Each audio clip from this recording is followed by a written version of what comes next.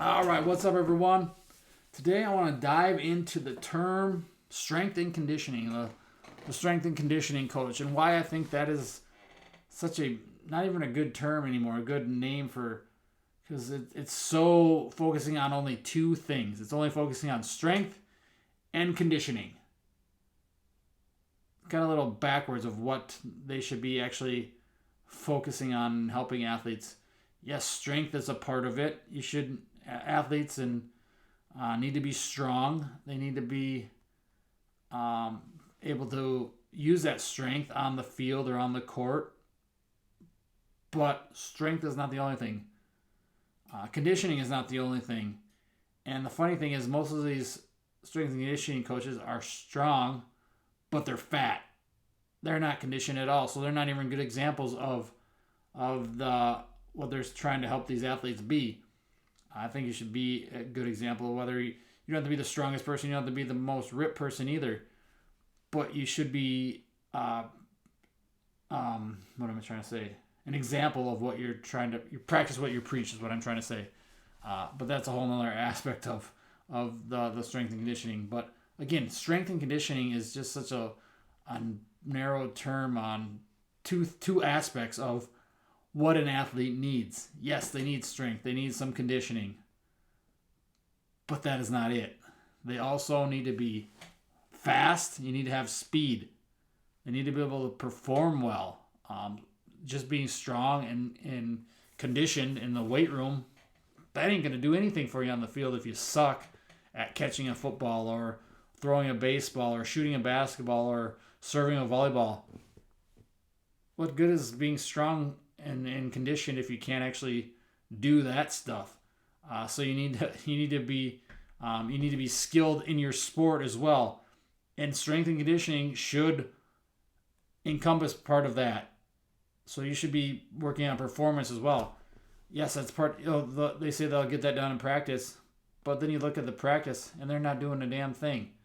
They're doing some of the dumbest stuff or just running the people to make athletes to make them tired. That's what a lot of it is. Yes, there's some great coaches out there that have run good practices and get them skilled. But even if you're a sport coach, you should be working on this too. You should be working on speed and power and strength and conditioning and skill performance and skill learning and problem solving, balance, coordination, all these different mobility, all these different things that are part of this that um, the name strength and conditioning just doesn't fit the what the job entails anymore. I don't know what the best term is, if it's performance coach or whatever, but you have to know a lot of. You have to kind of be. I think you should be a jack of all trades with this strength and conditioning, quote unquote, that role. You need to be more than just teaching people how to get strong. Anyone can get someone strong. Just tell them to pick up weight and then pick up heavier next week and then heavier and heavier, and when you hit a plateau, maybe change it up and that type of thing. It's easy to get, especially kids, easy to get them strong. Uh, and conditioning, that's just run them, run them, and run them and run them. That's not conditioning. That's just making people tired. But again, athletes need to be strong. Yes, they need to be conditioned. Yes, but they need to be fast and have speed, quickness, agility. Be able to cut, jump, be powerful, be able to throw, be able to skip, be up coordinated. All these different things that it needs to be more than just the strength and conditioning. One of the most important things, they need to be able to react and not think too much. A lot of athletes think too much. They need to be able to react. And all these, then you get the agility guys, the gurus who have the speed ladders, and you got all these cones out everywhere, and they're just running and stopping and starting at a cone. That's nothing. That's not going to help them either. That's just teaching them to be good at a drill.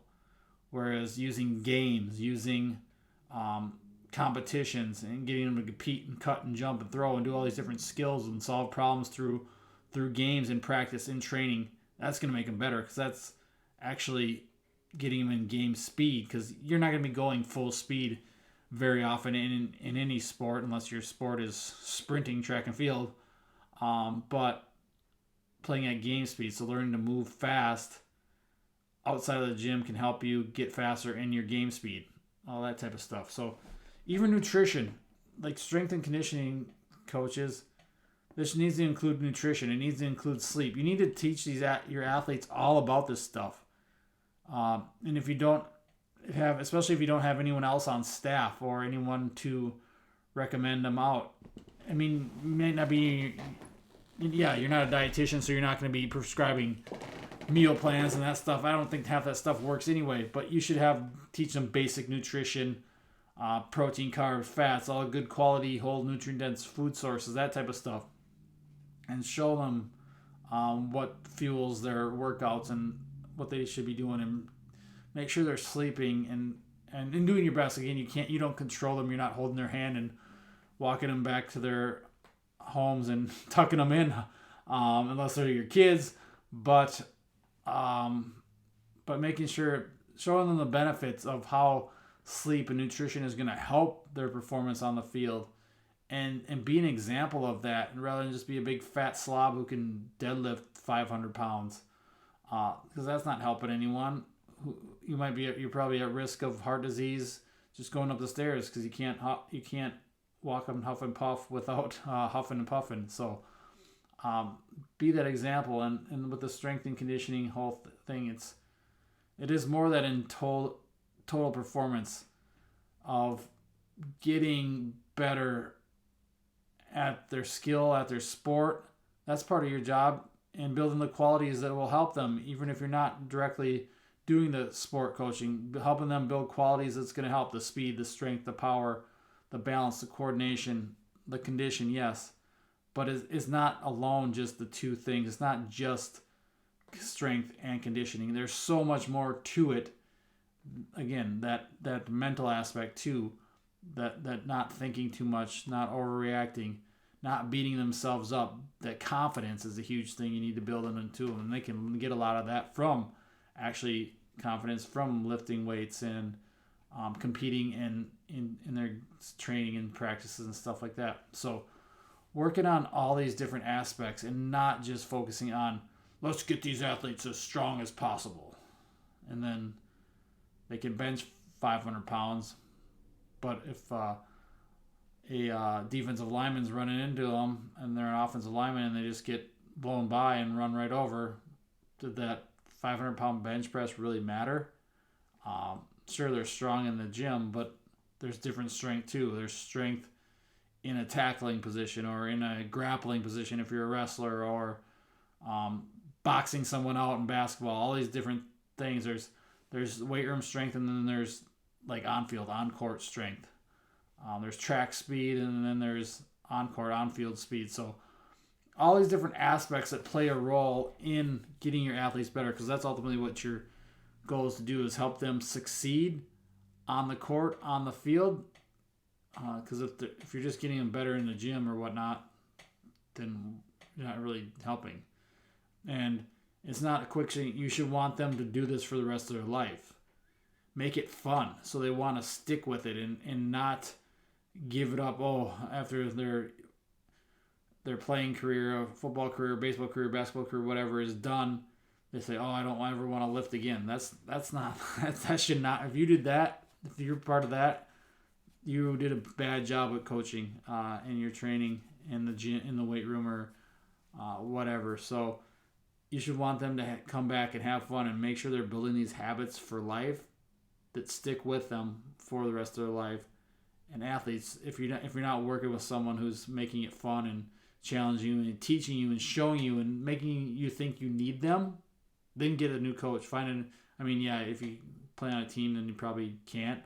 But outside of that, if you're working with a private person or something like that, find someone who's going to teach you and show you these ways and allow you to have that some creative freedom and give some input, and who's asking you questions and wanting you to learn and recognize and learn how to use your body, and not just telling you exactly, you got to do it this way, you got to do it, this is the only way to do it because we've always done it this way, that type of thing.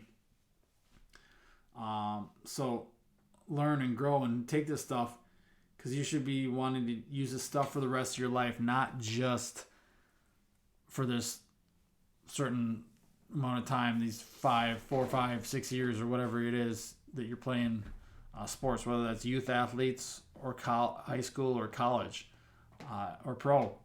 You should, after your playing days are done, training is still going to benefit you. Lifting, that's why it should be performance for life, and not just strength and conditioning, because those are only two aspects of the whole performing better. So I guess that's my whole spiel on that, little rant on that, the whole strength and conditioning thing, how it's not enough. You need to have more than just strength and more than just conditioning, because that's not going to get you very far. And it's a whole performance aspect. It combines training, it combines the nutrition, combines the sleep, the mindset, everything, recovery, all that stuff goes into it. And as coaches, we need to do better. Athletes, you need to do better. Everyone just needs to do better. Work on constantly making progress, knowing that we're not always going to make progress, but striving to get better and chasing that and building on that and building these habits, building these behaviors that you can take with you for the rest of your life, even when your playing career is done. And that's what the whole athlete for life philosophy is. It's having these habits, having these behaviors that you can take with you and utilize when your playing days are done, because everyone's career ends at some point. Some last longer, some never make it quite as far, but always wanted to be athletic, always wanted to be able to move and do the things in life long into life as possible. That's what it's all about.